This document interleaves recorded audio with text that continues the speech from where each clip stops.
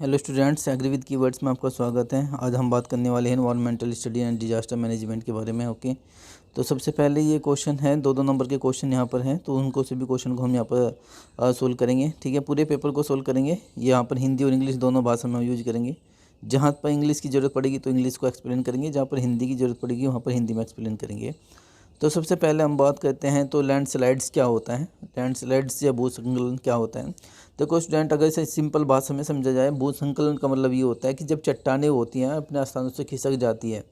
ये तो आप चट्टानें कह सकते हैं, ठीक है, या आप कह सकते हैं कि जो पहाड़ होते हैं, पहाड़ या रॉक्स, ठीक है, उनका किसी भी physical effect of physical, okay, effect of temperature, higher temperature, तो उससे क्या होता है कि जो चट्टानें होती है एक स्थान से दूसरे स्थान पर खिसक जाती हैं, उसे ही हम क्या बोलते हैं, भूस्खलन बोलते हैं, लैंडस्लाइड्स बोलते हैं।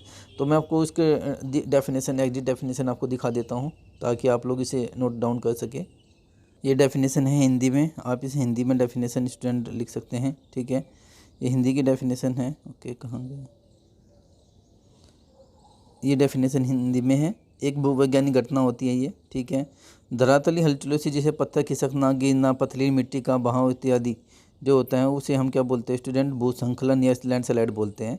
तो ये डेफिनेशन है, आप लोग इसे यहाँ से यहाँ तक लिख सकते हैं। भारी वर्षा की वजह से हो सकती है, बाढ़ के कारण हो सकती है, अर्थक्वेक वगैरह या भूकंप होता है उसकी वजह से भी ये घटना हो सकती है। ठीक है, तो ये सब चीज़ें हैं और आप देख सकते हैं ये पहले कंडीशन थी। ओके, और बाद में फिर इस तरह से कंडीशन हो जाती है। मतलब कहने का मतलब है कि ये सब चीज़ें होती हैं। आप डेफिनेशन आप यहाँ पर देख सकते हो स्टूडेंट। ठीक है, डेफिनेशन आप लोग यहाँ से लिख याद कर लेना, बहुत ही सिंपल है, ये हो जाएगी डेफिनेशन। ठीक है, ओके, अब इंग्लिश में भी दिखा देता हूँ। ये लैंडस्लाइड है। The landslide sometimes now the land slip, okay, slow failure, slump and uncontrollable down hill flow of rocks. Okay, तो ये सब जितने भी अर्थ डेब्रीज वगैरह होते हैं, मलबा वगैरह होते हैं, उसका कॉम्बिनेशन होता है। ठीक है, मतलब ये गिर जाती है, जैसे अपना लैंड स्लिप हो जाना, स्लो मतलब ढलान का गिर जाना, तो ये सारी की सारी क्या होती है, लैंडस्लाइड होती है। ये डेफिनेशन आपको क्लियर हो गई। नेक्स्ट चलते हैं। क्वेश्चन नंबर 2 है, एसिड रेन क्या होता है, अम्लीय वर्षा क्या होती है। अम्लीय वर्षा की अगर बात करें, देखो अम्लीय वर्षा क्या मतलब, अम्लीय वर्षा यानी कि एसिड का मतलब क्या होता है स्टूडेंट, जिसका पीएच मान 7 से कम होता है, यानी कि 6.5 होता है, 5.5 होता है या 4.5 होता है, यानी कि इसे हम क्या बोलते हैं, एसिड बोलते हैं। ओके, तो एसिड वर्षा का मतलब ये होता है कि जब हमारा जो वर्षा होती है या वाटर होते हैं उसके अंदर क्या हो जाता है कि जो पीएच मान होता है, पीएच पावर ऑफ हाइड्रोजन जो होता है उसका मान क्या होता है, यानी कि 7 पॉइंट से कम हो जाता है। तो उस जब वाटर के अंदर पीएच कम हो जाता है, जिस वजह से क्या होता है स्टूडेंट्स, वो वाटर जो होता है वो एसिड हो जाता है, और जब वो वर्षा होती है तो उसे हम क्या बोलते हैं, अम्लीय वर्षा बोलते हैं। ये तो बिल्कुल लिटरली डेफिनेशन है, अगर आपसे कोई पूछे तो आप इसे एक्सप्लेन कर सकते हैं। अगर कोई लिखने की बात करे तो आप मैं आपको दिखा देता हूँ, आप ऐसे भी लिख सकते हैं। आप यहाँ पर देख सकते हैं, इन्होंने लिखा है, अम्ल वर्षा एक रासायनिक प्रक्रिया के कारण होती है। जब शुरू होती है तो उसमें सल्फर डाइऑक्साइड और नाइट्रोजन गैस जैसी यौगिक हवा में छोड़े जाते हैं। ये पदार्थ वायुमंडल में बहुत ऊपर जा सकते हैं, जहाँ में पानी, ऑक्सीजन और अन्य रसायनों के साथ मिलकर प्रतिक्रिया करते हैं, अधिक अम्लीय प्रदूषक बनाते हैं, जिससे वर्षा का ये रूप ले लेते हैं। कुछ लोग डेफिनेशन में ये भी लिखते हैं, साहब देख लीजिए, डेफिनेशन अलग अलग हो सकती है। कोई कहता है वर्षा के जल का पीएच मान 5.6 से कम होता है तो उसे हम अम्लीय वर्षा कहते हैं। तो कुछ लोगों का डेफिनेशन इस तरह का भी है। तो मेरा कहने का मतलब यही है कि आप इस तरह लिख सकते हैं। दृष्टि आईएएस क्या कहता है, तो आप दृष्टि आईएएस की अगर बात करें तो अम्लीय वर्षा का निर्माण ऐसे होता है, सल्फर डाइऑक्साइड, नाइट्रोजन ऑक्साइड वायुमंडल में जल तथा ऑक्सीजन के साथ क्रिया करते हैं, तो वे सल्फ्यूरिक अम्ल बना लेते हैं, H2SO4 बना लेते हैं और नाइट्रिक अम्ल बनाते हैं। तो ये अम्ल जब फिर जल की बूंदों में घुल जाते हैं, जब वर्षा होती है तो उसमें घुल जाते हैं। एटमॉस्फेयर में तो होता ही है वो अम्ल, भैया एटमॉस्फेयर के अंदर H2SO4 है, जब वर्षा होती है तो उसके साथ वो एसिड घुल जाता है, सोल हो जाता है, तो जिससे वो क्या होती है, अम्ल वर्षा होती है, या फिर बर्फ़ या कोहरा बनता है। तो ये सब कारण है, आप लोग देख सकते हैं। बट मैंने लिटरली बताया कि जो वाटर होता है, वाटर का पीएच मान कितना होना चाहिए, 5.6 से कम होता है। जब वो उसका पीएच मान इतना कम हो जाता है तो वो अम्ल होता है, ओके, एसिड होता है जो वो। बट ये डेफिनेशन है, ये इन्होंने दिखाया है। तो फॉर्मेशन ये है कि कैसे बनती हैं, बिल्कुल आप इसको डेफिनेशन को लिख सकते हैं हिंदी में। इंग्लिश में भी मैं आपको दिखा देता हूँ। आप यहाँ पर देख सकते हैं एसिड रेन क्या होती है। Acid rain is a basically rain that has the higher than the normal acid, यानी कि ज़्यादा से ज़्यादा और कम से कम जो पीएच होता है, लो पीएच जिसे कहते हैं, मैंने वही बताया आपको, हर जगह ये दिखाया जाता है। ये हार्मफुल होता है, ठीक है, इफेक्ट करता है प्लांट्स पे, एक्वेटिक पे, ठीक है, एनिमल पे एंड इंफ्रास्ट्रक्चर पे। ओके, तो सोर्स क्या है, वही है acid in the broad terms the referring at the mixture of the wet and the dry deposited material from the atmosphere containing the higher than a normal amount of the nitric and sulphuric acid. वही मैंने आपको जब बताया भी कि जो nitric acid होते हैं और आपका वो जो आपका सल्फ्यूरिक एसिड में H2SO4 बनाता है जो एटमोसफेयर के अंदर, जो वर्षा होता है तो वो अम्लीय वर्षा होती है। तो डेफिनेशन स्टूडेंट आप यहाँ से भी कर सकते हो, बट जो मैंने बताया आप उसे भी लिख सकते हो, आपकी मर्जी है, कोई दिक्कत नहीं है। उसके बाद है ग्लोबल वार्मिंग क्या होती है, ठीक है, ग्लोबल वार्मिंग क्या होती है, ठीक है। देखो ग्लोबल वार्मिंग की अगर बात लिटरली डेफिनेशन की बात करें तो इसमें जो है टेम्परेचर बढ़ जाता है, किसका टेम्परेचर बढ़ जाता है, पृथ्वी का टेम्परेचर बढ़ जाता है, ठीक है, तो इसे हम ग्लोबल वार्मिंग कहते हैं। बट इसकी डेफिनेशन है, एग्जैक्ट डेफिनेशन है, तो मैं आपको दिखा, आप इसे देख सकते हैं। वैश्विक तापमान वृद्धि का मतलब हमारी धरती के औसतन तापमान में बढ़ोतरी होती है। सामान्यतः कुदरती कारणों से, इंसानी गतिविधियों से भी तापमान बढ़ोतरी होती है। बढ़ोतरी असल में वायुमंडल में ग्रीन हाउस की बढ़ोतरी के कारण होता है। ग्रीन हाउस गैस बहुत सारी होती हैं, उदाहरण के लिए जैसे कार्बन डाइऑक्साइड, CO2 वगैरह होते हैं, क्लोरोफ्लोरोकार्बन होते हैं, ऐसी ओजोन 3 होती है, वो बहुत सारी हैं, ठीक है। बट ये इसका डेफिनेशन का मतलब स्टूडेंट ये है कि हमारी पृथ्वी जो है उस पर अगर टेम्परेचर बढ़ जाता है, टेम्परेचर क्यों बढ़ रहा है कि भाई लोग जो होते हैं, जो मनुष्य हैं, पीपल्स हैं, वे क्या कर रहे हैं, वो फैक्ट्री लगा रहे हैं, मिल की फैक्ट्री लगा रहे हैं, ठीक है, ब्रिक्स फैक्ट्री लगा रहे हैं, ठीक है। तो जिससे क्या होता है कि एटमॉस्फेयर के अंदर क्या जाता है कि एटमॉस्फेयर के अंदर क्या होता है कि टेम्परेचर जो होता है वो इंक्रीज हो जाता है। तो ये डेफिनेशन स्टूडेंट आप लोग लिख सकते थे। ये इंग्लिश में डेफिनेशन है ग्लोबल वार्मिंग की। What is global warming? Global warming as we know increase the temperature of the earth atmosphere. Okay, simply means the it is getting hotter. Okay, the scientific community believe that the climate like the global warming have occurred throughout earth history and will continue in occur in the future। कह रहा है कि जो पहले से ही ये पृथ्वी पे की इतिहास से पहले से ही चला आ रहा है और ये आगे भी चलता रहेगा भविष्य में। Scientist having the spend the decade the figuring out what is causing the, तो मतलब वही है, तो वे देख रहे हैं कि ठीक है, स्पेंड मतलब दशकों से लगे हुए हैं, ठीक है, कारण के लिए ग्लोबल वार्मिंग का। बट हाईली टेम्परेचर ही आप कह सकते हैं, increase the temperature of the अर्थ, ठीक है, पृथ्वी से टेम्परेचर का इंक्रीज होना ही ग्लोबल वार्मिंग कहलाता है। ये सब चीज़ें। अब आता है रिन्यूएबल एनर्जी रिसोर्स क्या होते हैं। रिन्यूएबल एनर्जी रिसोर्स में होते हैं स्टूडेंट जिनको आप दोबारा से क्या कर सकते हैं, उसी फॉर्म में कन्वर्ट कर सकते हैं। मान लो आपके पास वाटर है, ओके, आपके पास वाटर है, वाटर को आप किस फॉर्म में क्या कर सकते हैं, लिक्विड बना सकते हैं, लिक्विड से फिर आप उसको ठोस सॉलिड बना सकते हैं, सॉलिड से फिर आप उसको लिक्विड बना सकते हैं। यानी कि उस फॉर्म को रिन्यूएबल एनर्जी जो होती है नवीनीकरण सोर्स में होते हैं जिनको आप कन्वर्ट कर सकते हैं, यानी कि आप यूज करने के बाद दोबारा उसको दूसरी फॉर्म में ला सकते हैं, दोबारा यूज कर सकते हैं। जैसे वाटर हो गया आपका, एयर हो गया, विंड हो गया आपका, सोलर एनर्जी हो गई, सब कुछ है। और एक अगर आपसे पूछ लें नॉन रिन्यूएबल एनर्जी क्या होती है, नॉन रिन्यूएबल एनर्जी वो होती है स्टूडेंट जिसको आप यूज करने के बाद दोबारा उसको प्रोड्यूस नहीं कर सकते। जैसे कि डीजल है, पेट्रोल है, कोल गैस है, ठीक है, अगर पेट्रोल जल गया तो दोबारा से नहीं होगा, ठीक है।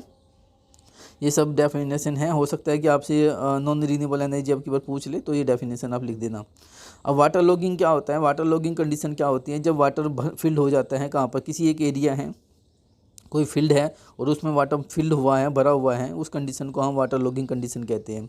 इससे क्या होता है कि इससे पोल्यूशन इंक्रीज होता है, ठीक है। एनवायरनमेंट में क्यों पूछा गया है, क्योंकि पोल्यूशन होता है इससे। और जो वाटर होता है, जो आपकी सोयल होती है, सोयल का डिग्रेडेशन भी होता है, सोयल का ह्रास भी होता है। वहाँ पर एक जगह पानी रहेगा तो उससे क्या होगा कि जो सोयल है, सोयल में जो न्यूट्रिएंट वगैरह होते हैं वो भी उनको भी लॉसेस होता है। बट वाटर लॉगिंग कंडीशन क्या होती है, जब वाटर किसी स्थान पर आपने देखा होगा जब बारिश होती है तो इस तरह पानी कहीं इकट्ठा रखा रहता है, 5-7 दिन हो जाते हैं, 10 दिन हो जाते हैं, तो इस कंडीशन को वाटर लॉगिंग कंडीशन कहते हैं। ये आई थिंक मुझे लग रहा है कि आप लोगों को, अगर आपको समझ में आ रहा है मेरी वीडियो को, सब अगर आपको समझ, आपसे बाढ़ नियंत्रण के क्वेश्चन पूछे गए हैं। बाढ़ नियंत्रण बहुत ही सिंपल है। फ्लड कंट्रोल कैसे किया सकते हैं, आपका जो फ्लड मतलब क्या होता है, एक्सेस वाटर होता है, ठीक है। एक्सेस वाटर जब होता है तो वो किसी फॉर्म में जब आता है, मतलब फॉर्म में क्या, वाटर फॉर्म में ही आएगा, ठीक है, और वो एक्सेस वाटर है, तो जब वो आता है, मतलब आप उसे कंट्रोल नहीं कर रहे हो तो वो फ्लड ही कहलाता है, ठीक है, बाढ़ का मतलब। तो उसको हम कंट्रोल कैसे करेंगे, ये भी क्वेश्चन मैं भी कराऊंगा आपको, ठीक है।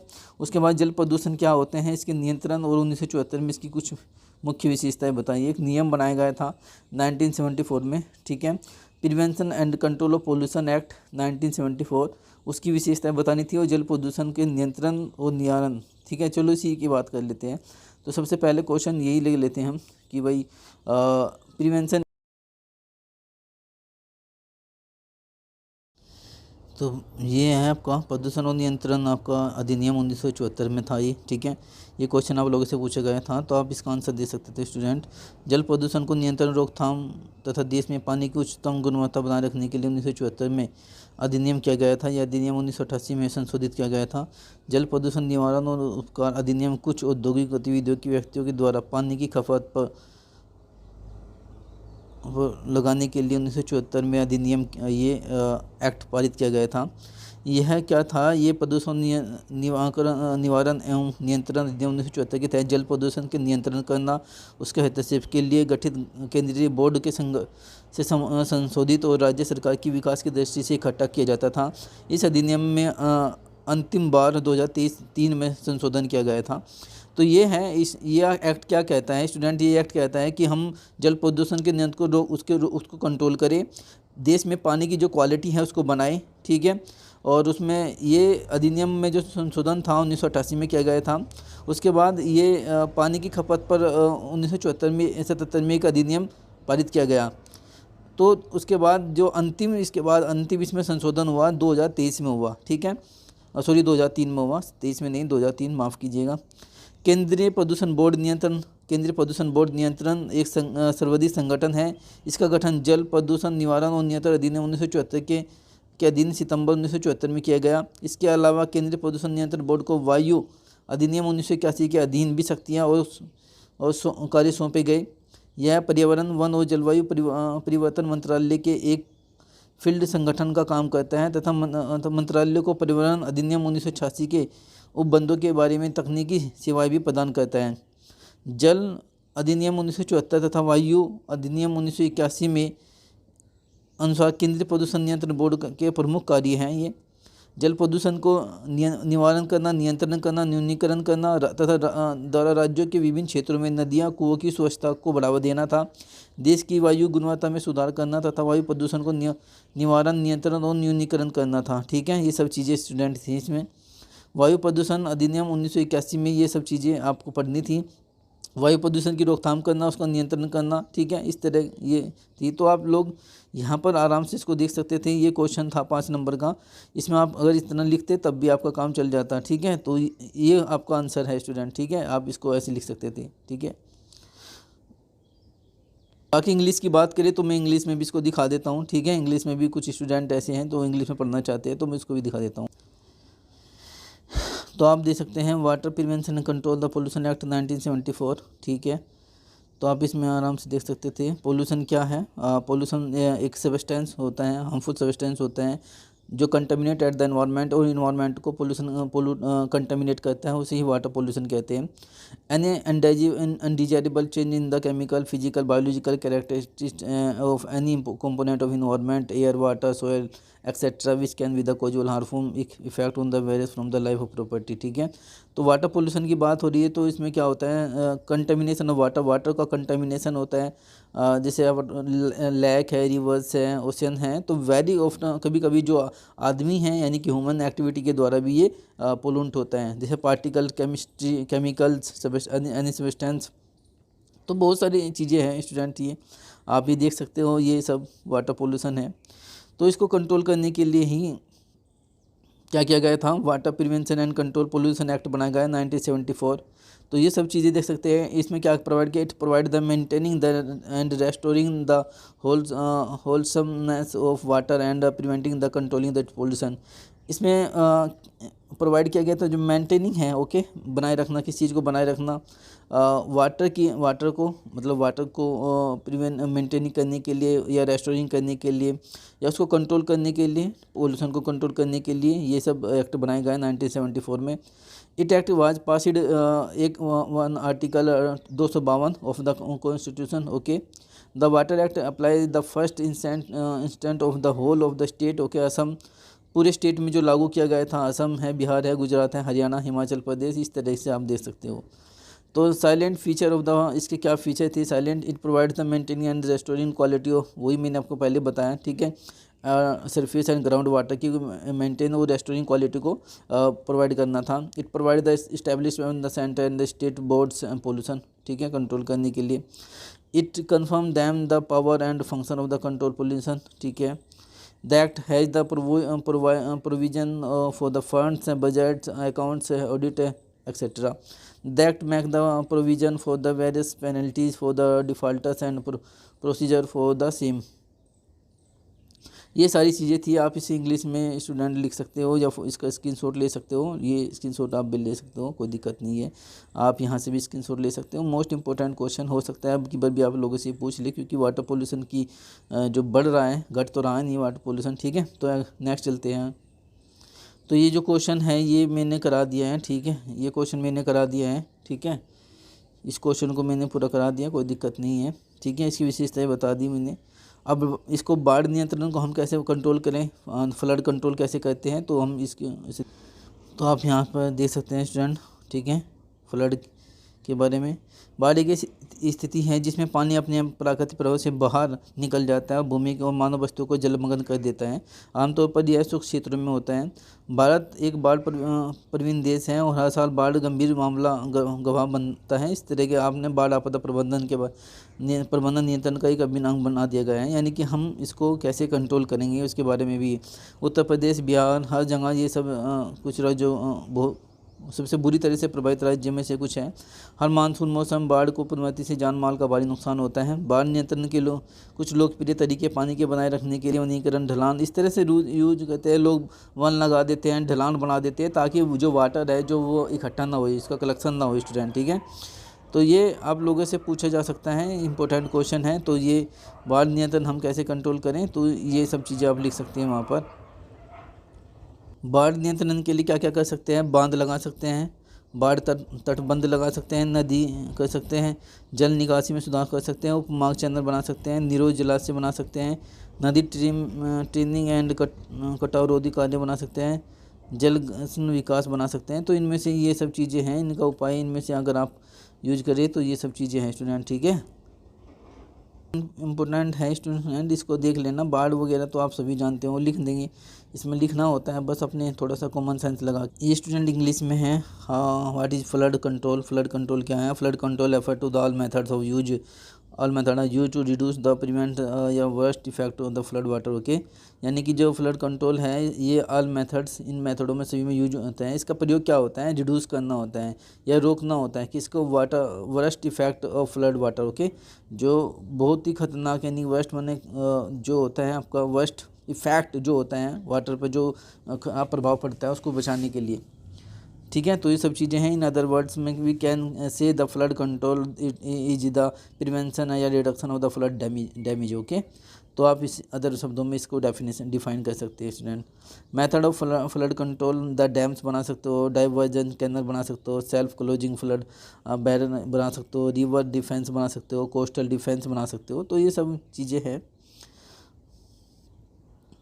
डैम क्या होता है? डैम के बारे में आप लोग सब जानते होंगे। डैम बनाए जाते हैं इस तरह, ये सब डैम है, इस तरह का आपने देखा होगा, ये डैम है, ठीक है।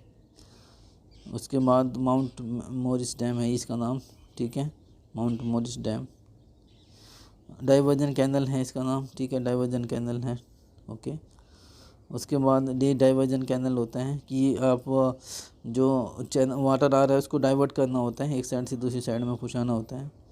सेल्फ क्लोजिंग फ्लड ये होते हैं, सेल्फ क्लोजिंग इस तरह से होते हैं, ठीक है, as a bridge, landslide, okay. River defence होता है, रिवर डिफेंस में देख लीजिए आप, ऐसे होता है, इसे रिवर डिफेंस बोलते हैं, ठीक है, इसे रिवर डिफेंस बोलते हैं। तो ये इंपॉर्टेंट है स्टूडेंट आप लोगों के लिए क्वेश्चन पूरा। ऐसे नहीं है कि मैं यहाँ पर दोनों भाषा में बता रहा हूँ आपको, इंग्लिश में भी हिंदी में भी। कोस्टल डिफेंस क्या होते हैं? कोस्टल डिफेंस भी आपको मैं दिखा देता हूँ, खुलने दो। ये कोस्टल डिफेंस होते हैं। इस तरह से आप क्या कर सकते हो, चारों तरफ इस तरह से ये रॉक्स वगैरह या पत्थर वगैरह जो होती है वो इस तरह से बना देते हो, ताकि ये जो वाटर है ये यहाँ पर रहे, ठीक है, बाहर नहीं निकले। तो ये कोस्टल डिफेंस होता है, ठीक है। ये सब चीज़ें हैं, ओके। तो मैंने 2 क्वेश्चन करा दिए इसके। ओके, नेक्स्ट चलते हैं अभी। ओजोन क्षरण क्या होता है, ठीक है, इसके कारण प्रभाव वगैरह सब लिखने हैं इसमें। फूड चैन क्या होता है, फूड चैन के बारे में तो आप लोग सभी जानते होंगे, ठीक है। फूड चैन या खाद्य श्रृंखला जो एक दूसरे पर डिपेंड होता है, ठीक है, ये क्वेश्चन इंपॉर्टेंट है। वायु प्रदूषण क्या है, वायु प्रदूषण को प्रभावित करने वाले स्रोत, यहाँ पर जल प्रदूषण भी आ सकता है, ध्वनि प्रदूषण भी आ सकता है, तो कुछ भी आ सकता है। परिस्थिति तंत्र क्या होते हैं, इकोलॉजिकल सिस्टम होते हैं, इकोसिस्टम होता है, ठीक है। इकोसिस्टम बताइए, इकोसिस्टम के फंक्शन बताइए, ठीक है। जैव विविधता, बायोडाइवर्सिटी, ठीक है, ये सब चीज़ें हैं। तो ये सारे क्वेश्चन इंपॉर्टेंट है, स्टूडेंट इनको पढ़ के जाइए। वायु प्रदूषण हर बच्चे को पता होगा, जो वायु प्रदूषण, जल प्रदूषण पढ़ता है, ये सब बचपन से पढ़ते आ रहे हो आप। जल ओजोन से क्या हानिकारक हो, हार्म अक्षरण क्या होता है, ओजोन डिप्लीशन क्या होता है, ठीक है। और उसके बाद आपका फूड चैन आप लोग काफ़ी पढ़े हुए हो, फूड चैन से भी, ठीक है। वायु प्रदूषण क्या होता है, जल प्रदूषण क्या होता है, ये क्वेश्चन सब स्टूडेंट आपसे आते हैं। इकोसिस्टम क्या होते हैं, परिस्थिति तंत्र को परिभाषित कीजिए, ये सारे क्वेश्चन हैं, ठीक है। अगर आप कहे तो मैं बढ़ाऊँ, लेकिन वही है कि भाई वीडियो वो लंबा जाएगा, ठीक है। मैं नहीं चाहता कि वीडियो को ज़्यादा लंबा जाए, तो आप इनको देख लेना, ये मिल जाएंगे आपको, ठीक है। तो आज के लिए इतना ही है। ये भी आप लोगों से क्वेश्चन हो सकता है कि ये पूछ ली, चलो मैं थोड़ा सा डिस्कस कर लेता हूँ और भी। इन्वायरमेंट की डेफिनेशन क्या है, इन्वायरमेंट क्या होता है उसके बारे में हम जानते हैं, ठीक है। इन्वायरमेंट का मतलब क्या होता है स्टूडेंट, इन्वायरमेंट से तात्पर्य ये है कि जो भी आपके वातावरण को घेरे हुए होता है, ठीक है। यानी पर्यावरण पर जो भी आवरण होता है उसे हम क्या बोलते हैं, पर्यावरण बोलते हैं या इन्वायरमेंट बोलते हैं। ये 2 प्रकार से होता है, पर्यावरण 2 प्रकार से होता है, जैविक पर्यावरण, अजैविक पर्यावरण, ठीक है। समस्त जीव जंतु जैसे पौधे, सूक्ष्म जीव जैविक पर्यावरण के अंतर्गत आते हैं। जैसे अजैविक, जैसे आपका पानी है, भूमि है, हवा है, ये अजैविक पर्यावरण से संबंधित होते हैं, ठीक है। एबायोटिक फैक्टर की बात करें तो एबायोटिक फैक्टर्स 2 प्रकार से होते हैं, फिजिकल फैक्टर और केमिकल फैक्टर। फिजिकल फैक्टर की बात करें तो जैसे आपका टेम्परेचर है, प्रकाश है, जल है, आर्द्रता है, ह्यूमिडिटी है, मिट्टी है, ये सारे के सारे फिजिकल फैक्टर्स के अंतर्गत आते हैं, ठीक है। उसके बाद टेम्परेचर की बात करें तो आप लोग सब जानते हैं टेम्परेचर, ओके। लाइट यानी प्रकाश की बात करें, प्रकाश आप सब जानते हैं। वाटर के बारे में बात करें तो ये पृथ्वी का 73% है। और आपका ह्यूमिडिटी की बात करें तो एटमॉस्फेयर के अंदर जो मॉइस्चर आपको दिखती है उसे ह्यूमिडिटी कहते हैं। ये 2 प्रकार से होती हैं स्टूडेंट, एब्सोल्यूट ह्यूमिडिटी और रिलेटिव ह्यूमिडिटी, ओके। जो सोयल होता है, सोयल आप सब जानते हैं, मिट्टी होती है। मिट्टी के अंदर जो बहुत सारे न्यूट्रिएंट्स पाए जाते हैं, बहुत सारे सूक्ष्म जीवाणु, माइक्रो ऑर्गेनिज्म पाए जाते हैं, राइजोबियम, एजिटोबैक्टर, ये सब चीज़ें होती हैं। ये सब आप एबायोटिक फैक्टर्स में अंदर आते हैं। जैसे आपका केमिकल फैक्टर्स के अंदर आते हैं। केमिकल में जैसे वायुमंडल है, वायुमंडल में नाइट्रोजन कितने % होते हैं, 70, ये आप देख सकते हैं 79% नाइट्रोजन, कार्बन डाइऑक्साइड, तो ये सब चीज़ें हैं, ओके। पीएच क्या होता है, पावर ऑफ हाइड्रोजन होता है, ये बताता है किसी पीएच का मान कितना है। यानी अगर 7 है तो उसे न्यूट्रल बोलते हैं, अगर 7 से कम होता है तो उसे एसिड पीएच के नाम से जानते हैं। तो बायोटिक फैक्टर्स की बात करें तो बायोटिक फैक्टर में जैविक आते हैं, मैंने अभी बताया आपके पेड़ पौधे, जीव जंतु वगैरह सब। इन्वायरमेंट स्टडी, ठीक है। तो इन्वायरमेंट स्टडी ये सब चीज़ें हैं, उसमें multi disciplinary nature of the environment study, तो ये हो गया आपका। उसके बाद है इसका स्कोप क्या है, बिल्कुल इस पर्यावरण का क्या, ये सब चीज़ें आपसे पूछ सकते हैं। पर्यावरण अध्ययन से विस्तृत बहुआयामी विषय है, इसका क्षेत्र अत्यंत व्यापक होता है, मैं तो सभी देशों के लिए है, ठीक है। स्टडी ऑफ एंड एक्सपेरिमेंट है, एग्रीकल्चर वर्क्स है, ये हेडिंग डाल सकते हो आप इसमें, भाई पर्यावरण का क्या महत्व है। स्कोप है, अर्बलाइजेशन है, ओके, ये सब है, ओके। और उसके बाद अंतरिक्ष स्पेस इन्वायरमेंट है, तो इंडस्ट्रियल एंड इन्वायरमेंट है, ये हेडिंग आप डाल सकते हो।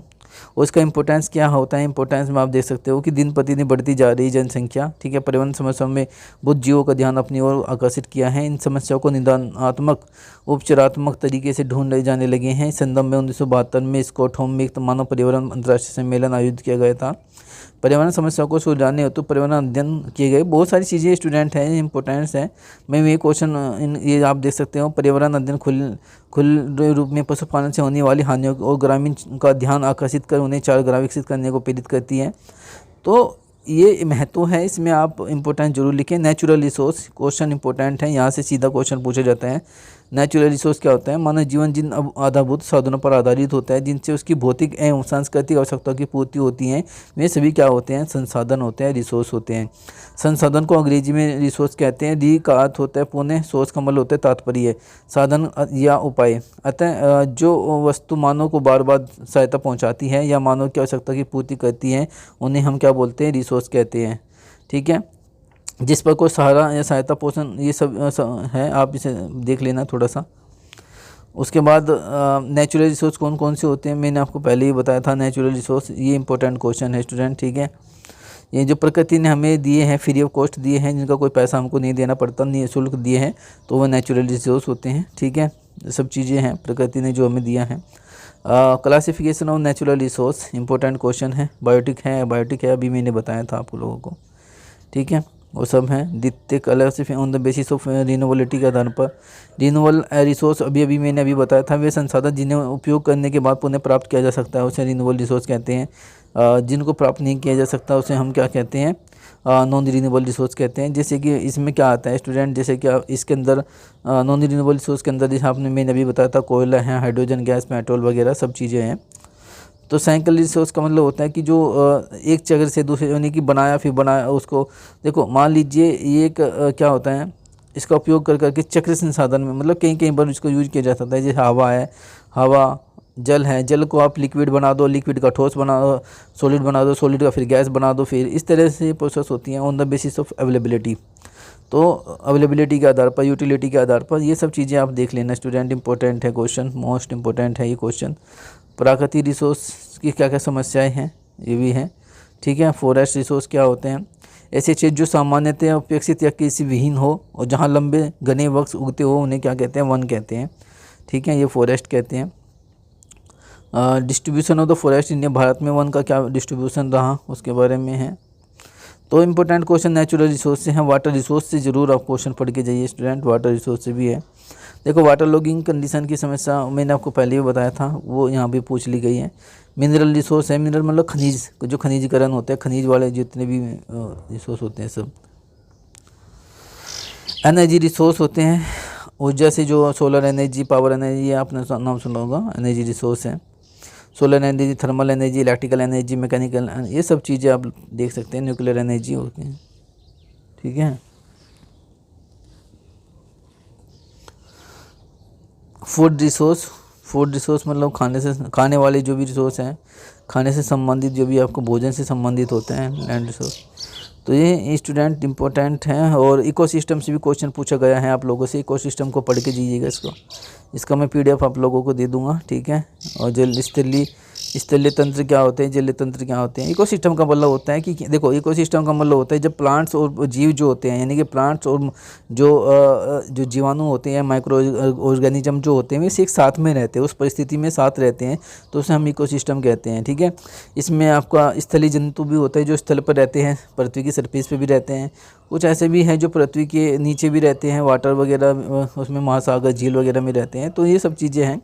क्लासिफिकेशन की बात करें, स्ट्रक्चर ऑन द इकोसिस्टम, देखो एबायोटिक होता है, बायोटिक कंपोनेंट होता है। एबायोटिक में निम्न प्रकार के आते हैं, एक ऑर्गेनिक सब्सटेंस है, इनऑर्गेनिक सब्सटेंस है, ठीक है, क्लाइमेट है। बायोटिक कंपोनेंट्स में आपको ऑटोट्रोपिक्स होते हैं, हेटरोट्रोपिक्स होते हैं। जो अपना भोजन खुद बनाते हैं उसे ऑटोट्रोपिक्स बोलते हैं, जो दूसरे पर डिपेंड होते हैं उसे हेटरोट्रोपस बोलते हैं। ये सब चीज़ें आपको पता होना चाहिए स्टूडेंट, पता। फूड चेन से क्वेश्चन पूछा गया है, मोस्ट इंपॉर्टेंट है फूड चेन, ठीक है। ये क्या करते हैं, मतलब एक दूसरे पर डिपेंड होते हैं। जैसे कि आप मान लीजिए उदाहरण, घास का मैदान है, उसे टिड्डी खाएगी, टिड्डी को मेंढक खा लेगा, मेंढक को सांप खा लेगा, सांप को बाज या अधिकर्म खा लेगा। तो इस तरह से ये चीज़ें चलती रहती हैं। ग्रेजिंग ऑफ फूड चैन, घास खरगोश खाता है, लोमड़ी खरगोश को खा जाएगी। तो इस तरह से हैं आप। पैरासाइट क्या होता है, देखो पैरासाइट की बात करें तो ये सब आपके लिए इम्पोर्टेंट है। पैरासाइट यानी कि आप लोग जो डिपेंड होता है दूसरे पर, ठीक है। फूड वेब, ये सब चीज़ें पढ़ लेना स्टूडेंट, ये इंपॉर्टेंट क्वेश्चन है, ओके, ये सब पढ़ लेना। और क्या है इसमें, बायोडाइवर्सिटी, जैव विविधताएँ होती हैं उत्पन्न। भाई बहुत सारे लोग होते हैं, उनमें अलग अलग क्या होते हैं, अलग अलग समुदाय होती हैं, ठीक है। ये बहुत सारी आबादी प्रजाति समुदाय से मिलकर बनता है बायोडाइवर्सिटी, ठीक है। तो ये सब चीज़ें हैं, biodiversity, genetic diversity, species diversity, ecosystem diversity. ये इंपॉर्टेंट क्वेश्चन है स्टूडेंट, ठीक है, ये सब चीज़ें देख लेना।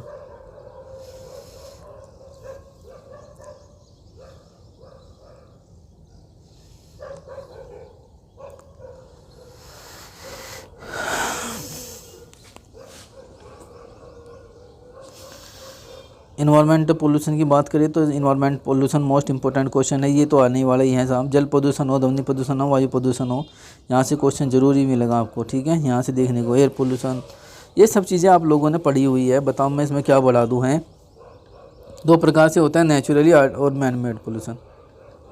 जो इंसान के द्वारा होता है ये सब हैं, जो प्रकृति के द्वारा होता है ये सब हैं। तो ये आप देख सकते हो, ठीक है। और उसके बाद यहाँ पर आप देख सकते हो ये पार्टिसिपेंट पोल्यूएंट होते हैं, एरोसोल होते हैं, बायोटिक पोल्यूएंट्स होते हैं। तो ये सब चीज़ें आप लोग देख सकते हो, ठीक है। आपदा डिजास्टर मैनेजमेंट क्या होता है, डिजास्टर मैनेजमेंट से भी क्वेश्चन पूछा जा सकता है। तो आप लोग इसको अच्छे से पढ़ कर जाइएगा। तो इस वीडियो का अगर जो स्टूडेंट पूरा देखेगा, फ्लड वगैरह है यहाँ पर आप देख सकते हो, बाढ़ क्या होती है, मैंने अभी क्वेश्चन था बाढ़ पे भी, तो बाढ़ पे भी मैंने अभी बताया। साइक्लोन क्या होता है, साइक्लोन के बारे में, वायुमंडल दशाओं में हुए एकाएक परिवर्तन के फलस्वरूप तूफान आदि जो आते हैं उसे हम चक्रवात बोलते हैं, साइक्लोन बोलते हैं। लैंडस्लाइड क्या होता है, भूस्खलन एक प्राकृतिक आपदा होती है, इसमें भूमि का एक भाग टूट कर खिसक जाता है। तो यह गुरुत्वाकर्षण द्वारा प्राकृतिक रूप में भी होती है, सब चीज़ें हैं स्टूडेंट, ठीक है। भूकंप क्या होता है, भूकंप से भी क्वेश्चन आपसे पूछा जा सकता है, ठीक है। प्राकृतिक कारण से भूमि का हिलना भूकंप कहलाता है, ठीक है। सोशल इशू है, एनवायरनमेंट के सोशल इशू है, ये सब चीज़ें हैं। Harmful effect of air pollution, ये आपसे पूछा भी गया था, इंपॉर्टेंट क्वेश्चन है ये, ठीक है। ये पढ़ लेना, इंपॉर्टेंट अच्छा है क्वेश्चन है स्टूडेंट। वाटर पोल्यूशन, ठीक है, जल प्रदूषण, सोर्स ऑफ वाटर पोल्यूशन, तो ये इंपॉर्टेंट है, ओके। बाकी मैं इस वीडियो को आप पूरा देख लीजिएगा, ठीक है।